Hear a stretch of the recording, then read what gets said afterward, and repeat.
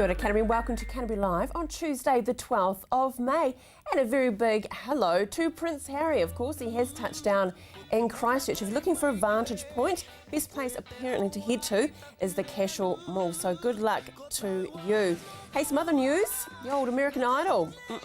No more. No, due to the lagging numbers, really. They couldn't even reach 10 mil last year for viewership. They've decided to can it. And well wish to all the nurses out there. It is International Nurses Day. So if you're a nurse, I hope you have a wonderful day. You're a very special part of our community. Well, yes, it is the week of giving, and we've had a huge response to our Logitech UE Mega Boom speaker.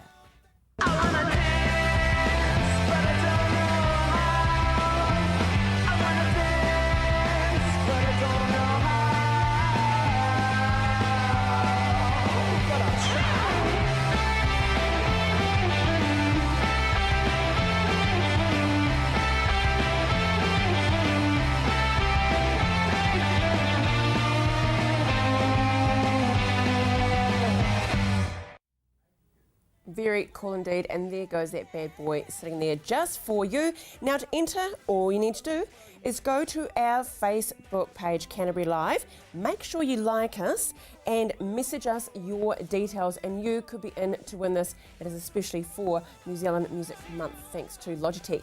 Now, sitting next to it is some tickets for Hoyts, thanks to the Hoyts family. You might want to head away this weekend to the movies. Some great movies coming out at the moment. And over my shoulder, yes, New Zealand Music Month, we've got some really cool t-shirts. The black on black, very funky. And down below, here's a little bag. Could be a good swim bag for someone, couldn't it, really? And over my shoulder, because of New Zealand Music Month, there it goes, doesn't matter. Ira Mitchell-Kirk, this beautiful painting that she has created for you. So, for any of these competitions, except for that special one for the Mega Boom, just call through on 3777 033 or go to our Facebook page and leave your details. Coming up on today's show, it's a biggie. We've got the beautiful Jane here from Mainland Dating to give us all that advice about how we can get back on the love train.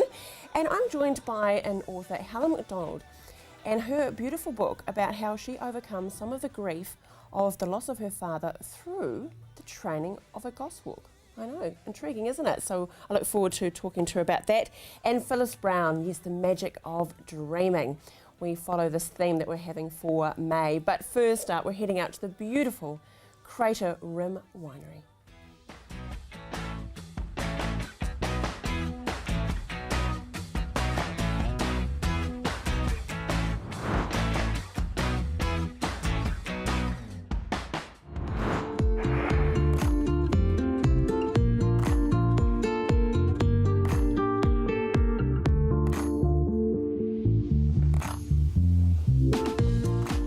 So I'm back in the Crater Rim Winery, and I have Hayden Good with me today, the winemaker here, and we're going to match your beautiful Sauv Blanc with just some lovely bruschetta with salmon and avocado, just really simple but tasty together. So I think you're going to chop up my lemon and dill for me just while we get started on these. So I'm just going to pop on some avocado onto each one of these and then top with a little bit of salmon. So just spread that on there quite easily. So Hayden, how many varieties of grapes do you actually have in the vineyard around here? We harvest 5 different varieties of grapes here. We have Pinot Noir for the red, yes, and Riesling, Sauv Blanc, Pinot Gris and Chardonnay for the whites. Wow, so how long does harvest actually take? Depending on the season, but up to 6 to 8 weeks normally. Sometimes it can be compressed if we have a large rain event, but yes. Wow, okay. A lot of hard work there, and I think that's 7 days a week, isn't it, when you're harvesting? Yes. Yeah, there's no stop, 60-hour weeks. Great. So I see you've got some grapes there. Is that straight out of the vineyard at this time? So I just picked these today for sampling.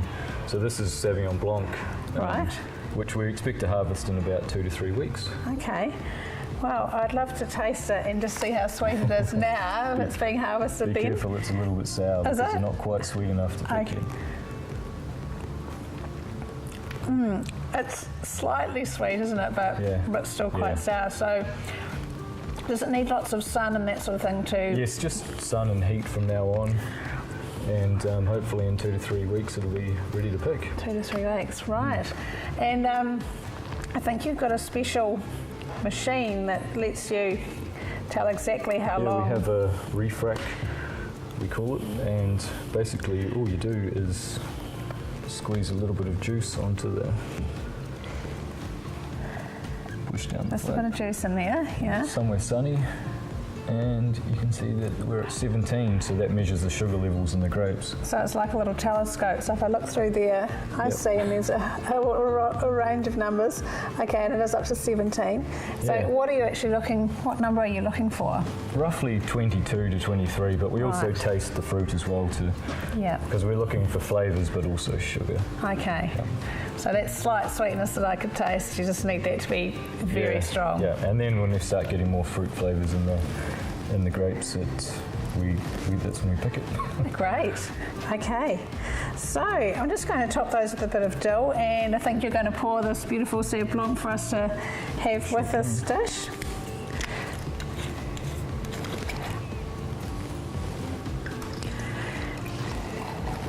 I love that sound. Glug, glug, glug. Yes. So we're just going to pop those on the platter there. And you've got those lovely lemons that you had. And I just think with this sort of platter, this is really nice as a wine and food match, as an entree, but it's also really lovely just for a lunch, isn't it? This sort of thing. Absolutely. And this Sauv Blanc is absolutely beautiful for a spring, summer, winter, autumn lunch, any time of year, absolutely. Yeah. It would be a great match. And so I'm just going to pop a little bit of that dill around there as well, a little bit of green. Right, so after tasting that sweetness of that wine, I'm going to have to smell the aroma too. Let's see. Oh, that's lovely. Some gooseberry. Really fresh. It's just lovely and fresh, isn't it?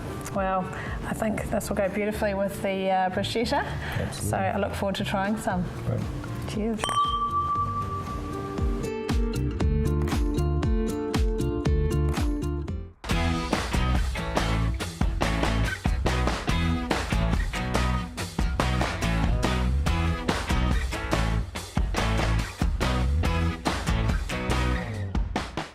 And don't forget, the recipe will be up online on the Nourish website for you. And just a sideline thing, Mark's on camera too today said that the Crater Room Pinot Noir is just divine. So there you go. There's an endorsement right here. So we do buy that product.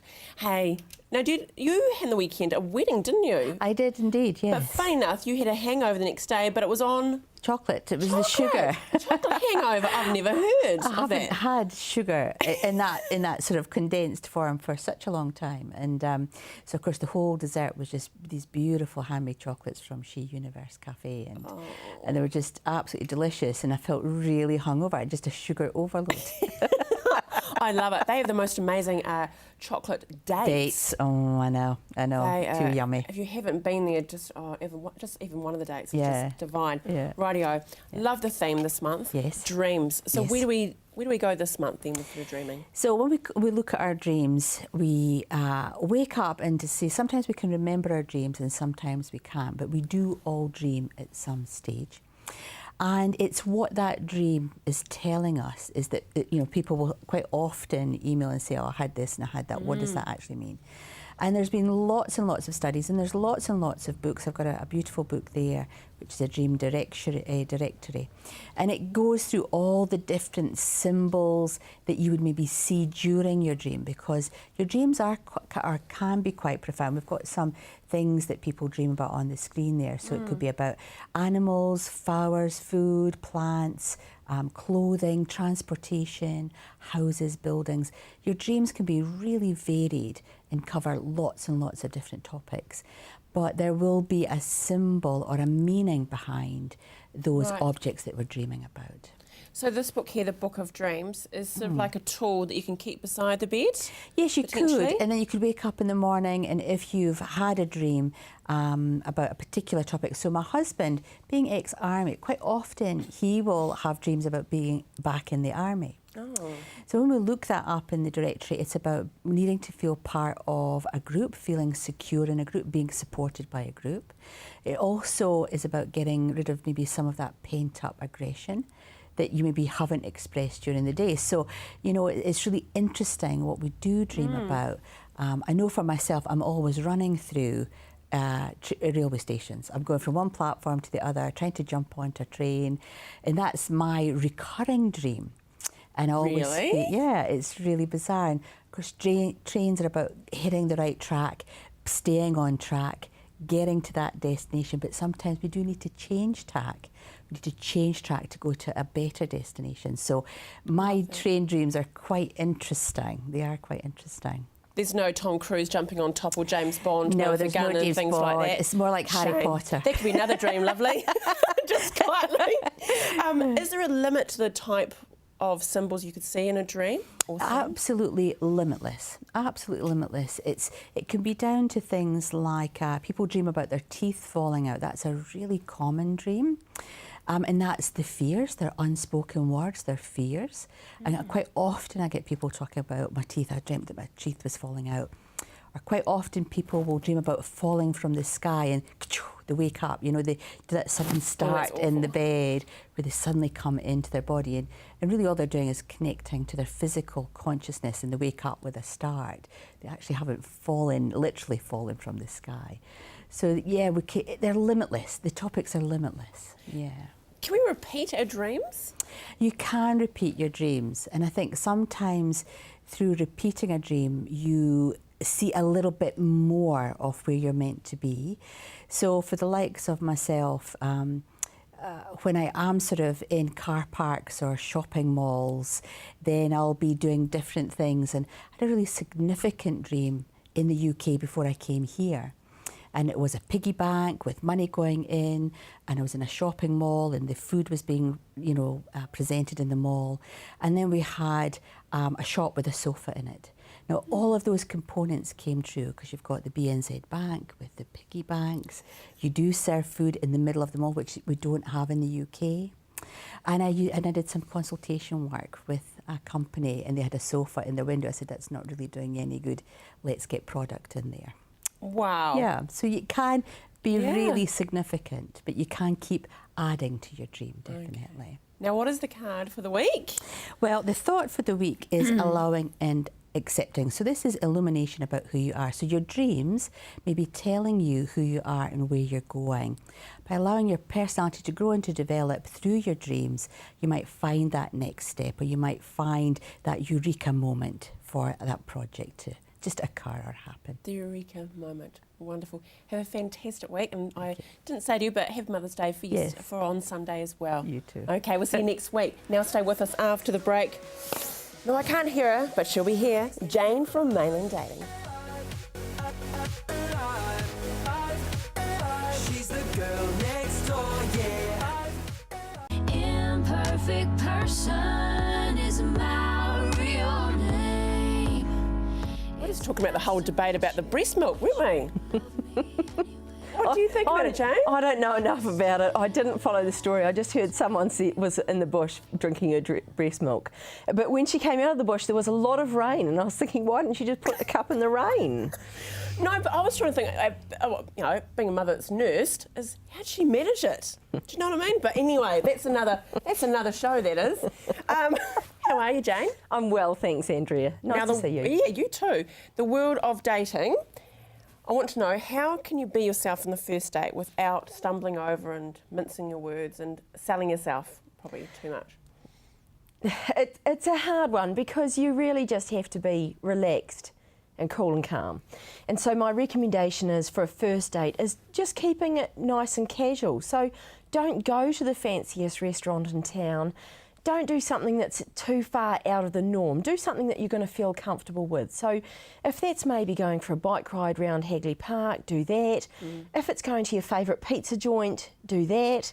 But just try and make sure that you're in surroundings that are going to make you feel most at ease. Because, of course, no matter what you do, you're always going to be a wee bit uncomfortable thinking, oh, am I putting my best foot forward? So talking with that new person is the tricky bit. So if you can make everything else as normal as it can be for you, so that you're comfortable with all the surrounding bits and pieces, you're going to feel more natural and comfortable anyway. How do you know if someone is flirting or just being friendly? That's a tricky one. It is a tricky one. Because everyone does it differently. Yeah. Yeah, but I don't know. Look for the smile that goes with the statement. Look for the little eyebrow raise. That's always a good one. And no ring? No. Is it, no, but is that... Not everyone wears a ring though, do they? No, and that's a hard one because, I mean, you'll know someone that's been together with their partner for 10 years, they're not wearing a ring. No. There's those sorts of old school ideas of statements that say whether you are or are not in a relationship, they don't exist anymore. That's why people struggle. When you go to the pub and meet someone, you don't know what their situation is. No. You don't know if they're single. You don't know if they're married. You don't know if they're straight. You don't know if they're gay. You don't know who's fair game. You don't know who's fair game. I remember we lived a little bit in Wellington, and there was in Kilburnie, I think it was the New World there, they had Tuesday bananas. So if you were available, you put your bananas up, a bunch of bananas, and if you weren't, they were down. Do you know what? There's a huge issue if you innocently go to the New World and you just put your bananas in the trolley. What if someone's coming up to you in the ice cream lane saying, oh, how about it? You'll just think this is something queer going on. I know, you'll need another veggie or a fruit, maybe a big cucumber, and put it in there. I'm not fair game. We're not going there. Right. Anyway, okay, going into a new relationship, should we review our love habits? If we've got it wrong in other relationships, should we really take stock about how we are before we actually enter into a new one? I think realistically, when we've ended any relationship, we need to sort of have a wee think through, was it me, was it them, was it stuff we did together, what's gone wrong, what's caused this to finish, what can I do better next time, and really do a little bit of self-analysis, and that's a good time to do it when things have ended. You know, you've got a little bit of grief usually about the relationship ending, and so it's a good time to sort of take stock about why that might have been, what you could have improved for next time, what can do, you know, you could do better next time. But the reality is that the end of one relationship, it's not very similar at all to the start of a new one, because, you know, when you're getting going with a new person, it's all that new and exciting stuff, getting to know them, finding out about them, working out, you know, what faults they might have, what things that, you know, go against that, so that you're really enjoying the time with them. So all that new stuff is fresh and exciting, but you can still think through, you know, what maybe went wrong last time. Was it things that got put in place from the start of the relationship that did need to change? And so watching those bits and pieces. Good on you. Rightio. Back to you with your love making. We're not love making. Well, maybe someone have to lucky afterwards. Later. The love matching though. Yeah. How are you finding things now? Winter, do people sort of hibernate and don't worry about... Definitely. Do they really? Yeah, it's really interesting because in my job with my dating service, I have an autumn flurry and I have a spring flurry. In autumn, people are thinking, well, man, I've got to get out there quick before winter comes, so I've got someone to snuggle with. And then in springtime, people are saying, oh, I've got to get out there and find someone to cuddle with whilst I'm doing all my summer activities. So that autumn, spring are my two strongest seasons. And summer, I find I don't get anyone at all because everyone's out at the beach and on holiday, so don't worry, if they haven't got anyone, they think about it for February. But in the winter, it is really interesting because I do have a little bit of a lull. But I tell you what's really funny, Andrea, is in June, I have very few people who want to come to my events. Yes, because in June it's so freezing cold and they go and they hibernate. But come July, when it's colder still, they're so sick of their own company after a month at home that they call me up. So July's usually a good month. There you go. Rightio. Good talk with you. Good laughing with you, my friend. No trouble. God, you're good medicine for the soul. I'll tell you what, after the break, Helen McDonald also joins me.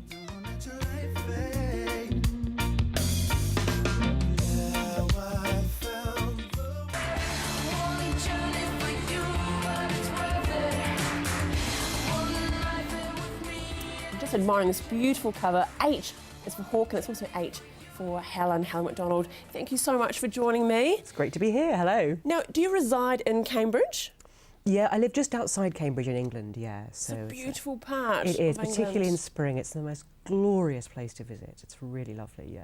And can I just say, you look so young for holding so many different positions. Just going that you're a writer, poet, illustrator, historian, but you're also at the Department of History and Philosophy. History and Philosophy of Science, yeah. Wow. So I've been teaching students the history of science from Copernicus to the atom bomb for a few years, but I'm pretty much now a professional writer, so that part of my life is a little bit more in You the surely must be one past. of the cool lecturers. Oh, bless you. Yeah. Oh, I don't know. None of us are really cool, you know. Just closet cool. Yeah.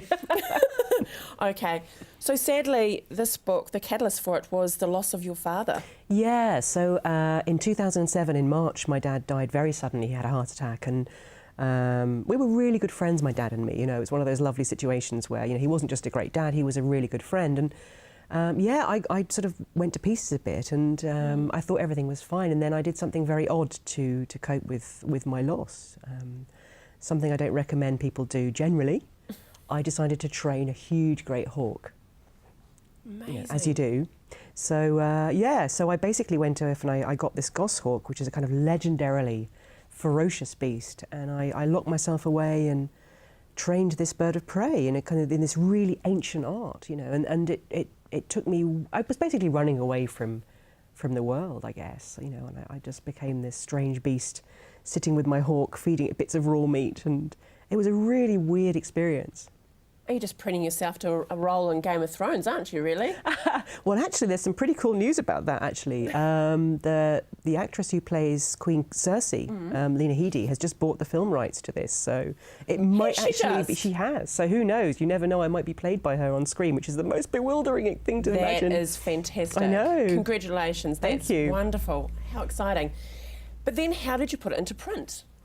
Well, you know, even as it happened that year, you know, this weird story where I was training this hawk and I watched it fly and hunt like a wild bird, and I kind of lost track of who I was, and then I slowly kind of, you know, crawled back into the real world again, and I sort of thought, this is a story that's bigger than me, and I just thought, I'm going to write it, you know. So I wrote this proposal and sort of hawked it round some publishers, and oh, that was a good pun. I hadn't realised. Yeah, nice pun. And it was all and it got bored, but I never thought it would do as well as it has. It's done really well in America and in Europe, and I just it's been a really lovely shock. People have really responded to it, and I was talking to a woman quite recently who said that this is a book for anyone who's ever wanted to run away from their life, and I think that's everyone at one point or another, you know. Very that sort of desire to run away and escape to something else. Does it blow you away? I mean, you know, you're very open that this was a tool for you to go through the process of grieving for your father. Yeah. But do you sometimes get blown away by people actually sharing stories like that you could touch so many different people, so many different walks of life? It's really hard to talk about without sounding kind of cheesy, but it's been incredibly humbling. I've met so many people over the last few months since the book's come out who've told me stories about their own losses and their own griefs, and often how animals have been kind of caught up in that, and how animals have helped them in times of great loneliness. Yeah, and I've been in pieces, you know, just doing book signings and, you know, weeping my eyes out at some of the things I've heard, you know. We all go through it, all of us, you know. And, we do. But pets, as you said, they offer that unconditional love, which is wonderful. But now you have I've got a parrot now. Parrot? Yeah, my friends all say, you know, this is emotionally more healthy than a hawk, you know. It doesn't catch me dinner, but it does give me cuddles. And yeah, it's called Birdle, and it says, it sort of talks, it says about 3 words. It says hello and sort of Birdle and what you're doing. I can't believe I'm talking about my pet parrot on TV. I think it's so cool. It's so cool. It's a Pirates of the Caribbean sort of thing. It's it is great. I should really get an eye patch, shouldn't I, and wear it on my shoulder and wander you can around. start a trend, why not? Yeah. What's next for Helen McDonald? Well, I'm going to continue doing the tour for the next couple of weeks, and then back to England and some more events off to Norway. And then at some point this autumn, I have to start thinking very seriously about book number 2. Oh, well, just watch this space. Watch this space, and you can watch and enjoy Helen tonight, Tuesday, the 12th of May, of course, 6 o'clock at the St Margaret's College Charles Lumley Auditorium. It's been fantastic, and we will have, thanks to Helen, a book to give away. Have a wonderful day. On tomorrow's show, we have Reggie Carpenter, who is a colourful storyteller, and Diane is here from Metropolitan. Have a fantastic Tuesday. See you, Harry. Have a great day.